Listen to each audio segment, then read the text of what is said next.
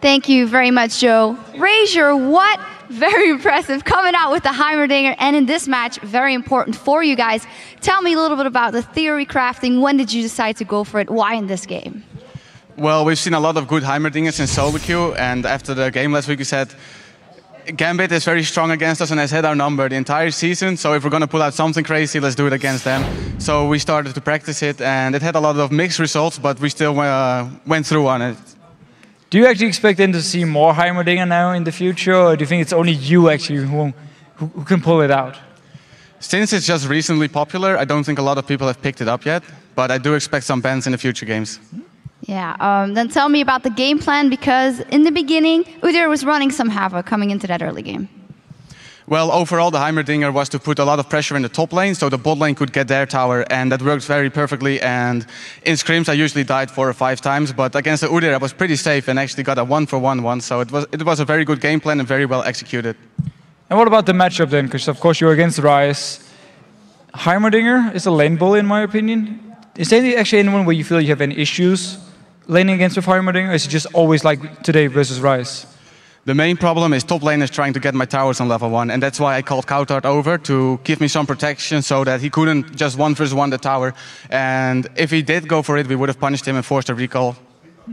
So obviously you were getting a lot of turrets. What's your strategy? Do you always build the banner of command on Heimerdinger, or was it situational in this case? Sometimes I do, sometimes I don't. I was split pushing a lot and they didn't have a teleport, so I decided for going with a better split push item. I could buff my own minion, and of course my turrets deal a lot more damage with the banner of command as well.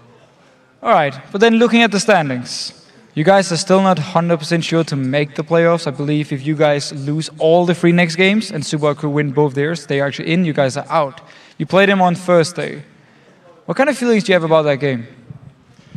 Well, after the results last week, we saw them climbing and getting closer to us, so we felt a lot of pressure. And going into this week, we know that the game against Super Hot Crew was going to be the most important one. But we put a lot of focus on Gambit, and we just hope to beat Gambit and SK, so we can avoid any pressure against Super Hot Crew. So a very clear game plan when it comes to the matchup you have got going for you. This Heimer pick, I don't want to concentrate on that too much, but just, did you feel like you have to come up with something really special? Did you feel like you were lacking when you went for those other picks right now? Not necessarily. We have large champion pools in all the lanes, but it's just a strategy that works very well against Gambit. Okay, but then Copenhagen Wolves again. Still talking playoffs here because it's the big deal for you guys. Let's say you guys actually qualify for playoffs. How far can you take it? It's tough to say. A lot of the teams here are almost equally skilled. Some have a little bit better individual skill, some have a little bit more teamwork. Our team specializes in lane swaps. That's what we probably have over some of the other teams. So in the playoffs, it's hard to call.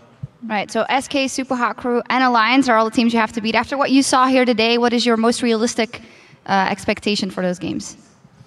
Alliance is looking very strong, SK as well. We have a chance, but I won't be surprised if they're small favorites. So maybe the Super Hot Crew one will be the defining game of the season for us. And I'd actually like to hear from you now, because obviously you guys played in the challenger scene, you dominated it so hard, went into relegation, you were the favorites coming in there. Now, this relegation here, let's say you guys do not drop down to relegation, but if you look at the challenger teams, how do you see the level actually compared to, let's say, the last relegation where you guys were obviously coming in as a challenger team? Do you think the new teams here are better, like NIP, Cloud9, whatever teams we have? I think they are a little bit weaker, but that's not to hate on them. It's just that right now, all the challenger teams from the last split, all the best challenger teams made it into the LCS.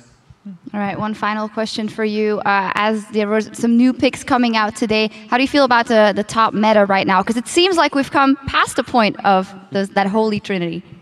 Yeah, I'm quite happy about it. I like to play a little bit more assassin AP type, so even though I might not play Renekton as much anymore, I'll enjoy this meta. All right, well, thank you very much. Congratulations on that victory. And now we're going to check in back with Joe and QuickShot to see what the standings look like after today.